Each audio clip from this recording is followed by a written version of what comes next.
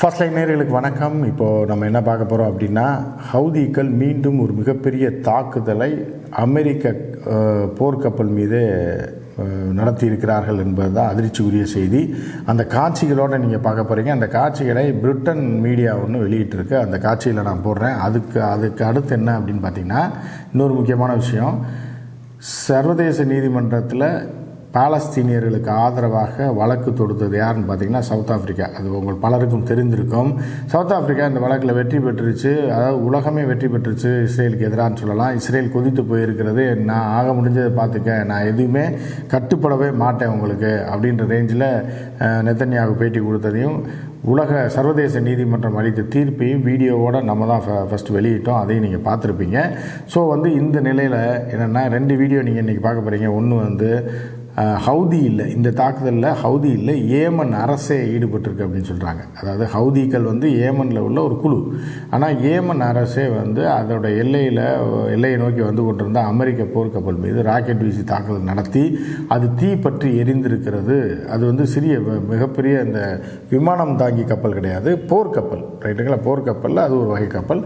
அதன் மீது தாக்குதல் நடந்திருக்கு. உடனடியாக அந்த தீயை அணைப்பதற்காக பிரிட்டன் ஹெலிகாப்டர்ஸும் சரி, அமெரிக்கன் ஹெலிகாப்டர்ஸும் அதை தீவிரம் பண்ணி அந்த தீயை அணைத்திருக்கிறார்கள். மிகப்பெரிய போராட்டத்துக்கு பிறகு கிட்டத்தட்ட ஒரு 15 மணி நேரத்துக்கு அப்புறம் அந்த தீயை அணைத்திருக்கிறார்கள். இது ஒரு பரபரப்பை ஏற்படுத்தி தொடர்ந்து அமெரிக்க போர்க்கப்பலெல்லாம் தாக்க முடியும் அப்படின்னா, அப்படி யாருமே இந்த போர் வரைக்கும் இஸ்ரேல் ஹமாஸ் அதாவது ஹவுதி நடத்திய போருக்கு முன்னாடி வரைக்கும் யாரும் கற்பனையிலே நினச்சி பார்த்துருக்க மாட்டோம். இன்றைக்கி அசால்ட்டாக அவர்களுடைய கப்பல், ஏற்கனவே ஒரு கப்பல் மிட்ரேஞ்ச் கப்பல், அது விமானம் தாங்கி கப்பல், அதெல்லாம் கிடையாது, சிறிய வகை போர் ரோந்து கப்பலை அடித்து மூழ்கடிச்சிட்டாங்க ஹவுதிஸு. அதை நம்ம இதான் ஃபஸ்ட்டு வீடியோ வெளியிட்டோம், நீங்கள் பார்த்துருப்பீங்க.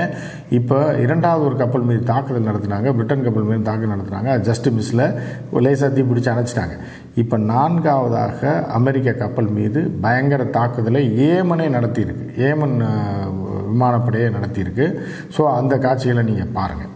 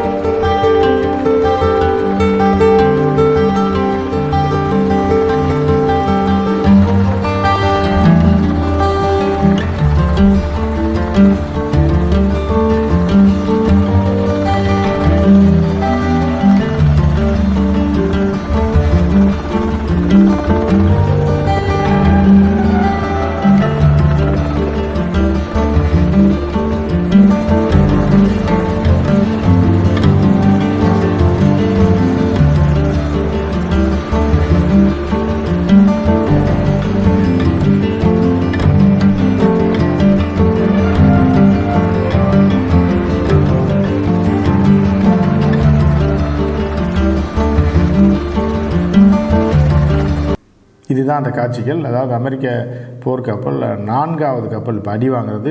ஆனால் மூழ்கினதில் ஒன்று இதுதான் மேஜராக தீப்பிடிச்சு எரிஞ்சிட்டு இருந்தது அப்படின்னு நம்ம பார்க்கலாம். இதுக்கு அடுத்து என்னென்னா, நம்ம ஏற்கனவே ஒரு விஷயத்தை சொல்லியிருந்தோம், ஞாபகங்களா? அதாவது சவுத் ஆஃப்ரிக்கா வழக்கை ஜெயித்திருக்கிறது. இஸ்ரேலுக்கு கடும் கண்டனம். அடுத்த கட்டமாக என்ன பண்ண போகிறீங்கன்னு அறிக்கை தாக்கல் செய்யணும்னு சொல்லி சர்வதேச நீதிமன்றம் இஸ்ரேலுக்கு ஓலை அனுப்பியிருக்குதுன்னு நம்ம பார்த்தோம். ஸோ அந்த நிகழ்வு பார்த்த உடனே இது வெற்றி பெற்று இந்த தீர்ப்பு வந்த உடனே மிகப்பெரிய கொண்டாட்டத்தில் ஈடுபட்டிருக்கிறார்கள் அங்கிருந்த பாலஸ்தீனிய ஆதரவாளர்கள். குறிப்பாக தென்னாப்பிரிக்க அதிபரை கட்டி தழுவி தட்டி முத்தமிட்டு பெரிய உற்சாகமாக இது ஒரு மிகப்பெரிய வெற்றியாக பார்த்திருக்கிறார்கள். It did in fact, even though it wasn't specified, it means they have to have a... The order cannot be implemented in any way, shape or form. How do you transport humanitarian aid without a ceasefire? Exactly. How would you provide water, access to energy? How do you ensure civilians are not those who are injured have health care and so on? Without a ceasefire, none of these things can be done. So if you read the order by implication, a ceasefire must happen. Yes. The order cannot be implemented in any way, shape or form. இப்படி வந்து சர்வதேச நீதிமன்றத்தில் மரண அடி வாங்கியிருக்கக்கூடிய Israel, அதை எதிர்த்து இந்தியாவும் யாருக்கு இஸ்ரேலுக்கு எதிராக வாக்களிச்சிருக்கு, பாலஸ்தீனியத்திற்கு ஆதரவாக. அதாவது 15 நாட்டு நீதிபதிகள், இந்தியா, அமெரிக்கா தான் அது நீதிபதி தான் அதுக்கு தலைவர், மொராக்கோ, ஃப்ரான்ஸு, ஜெர்மனி, அதுக்கப்புறம் வந்து பார்த்திங்கன்னா சைனா, ரஷ்யா, ஜப்பான், இப்படி வந்து 15 நாட்டு நீதிபதிகள் வந்து இதில் வந்து இது பண்ணியிருக்காங்க.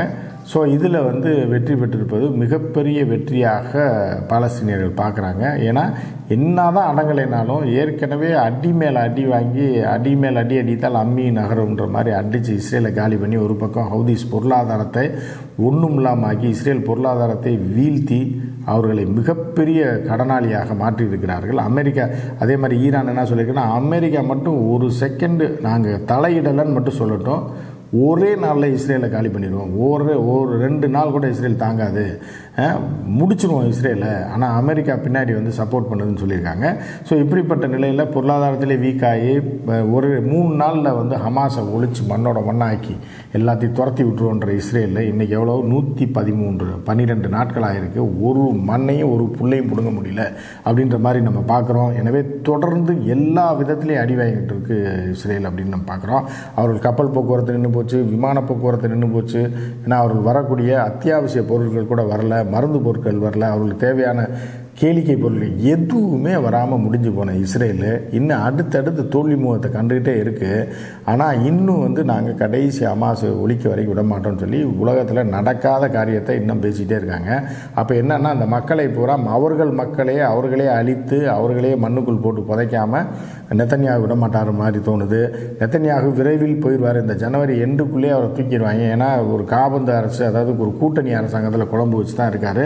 62 இடங்கள் வந்து மெஜாரிட்டிக்கு வேணும் அப்படின்னா 32 இடங்களை மட்டுமே வைத்துக்கொண்டு ஒரு 4-5-7 கட்சி கூட்டணியில் அந்த ஆட்சி நடந்துக்கிட்டு இருக்கு. அப்படி இருந்தும் அவர் வந்து தேசபக்தி போர், இஸ்ரேலில் இவர்களுக்கு ஹமாஸை ஒழிக்கிறேன்னு சொல்லி வடையை சுட்டு வாழ்க்கையை ஓட்டிகிட்டு இருக்காரு. விரைவில் இந்த அடுத்த மாதம் பிப்ரவரி எண்டுக்குள்ளனாலும் நிச்சயமாக நெத்தன்யாகு பதவி விலகினால் மட்டுமே இஸ்ரேல் தப்பிக்க முடியும் அப்படின்ற ஒரு நிலை மக்களும் கொந்தளிச்சு விட்டாங்க. மக்களும் எதிர்த்து போராட ஆரம்பிச்சிட்டாங்க. ஸோ இது வந்து எல்லாத்துக்குமே ஒரு முடிவுன்னு ஒன்று இருக்கும். இப்போ போர் நின்றுட்டு தான் இருக்குது. இப்போ வந்து பழைய மாதிரி தாக்குதல் நடத்துறதுக்கிட்ட அவர்கள்ட்ட ஆயுதமும் கிடையாது. வீரர்கள் சோர்ந்து போயிட்டான், ஆயிரக்கணக்கான பேர் செத்து போயிட்டான். ஏன்னா தோல்வி மேலே தோல்வி. அந்த குகை எங்கே இருக்க ஆரம்பிக்குதுன்னு இன்றைக்கி வரைக்கும் இவங்களால் கண்டுபிடிக்க முடியல. 3 நாளில் ஹமாஸை அடியோடு தொடர்த்தி விடுவோன்னாங்க, இன்றைக்கி வரைக்கும் ஒரு புல்லு முடுங்க முடியல. ஸோ இப்படி இருக்க நேரத்தில் நிச்சயமாக தோல்வி மேல் தோல்வி. அமெரிக்காவும் எலெக்ஷன் வரைக்கும் சைலண்ட் ஆயிரும். அப்போ வந்து இது இஸ்ரேலுக்கு ஒரு மரண தோல்வியாக தான் நம்ம பார்க்குறோம். மற்றும் ஒரு வீடியோவில் சந்திப்போம். நன்றி, வணக்கம்.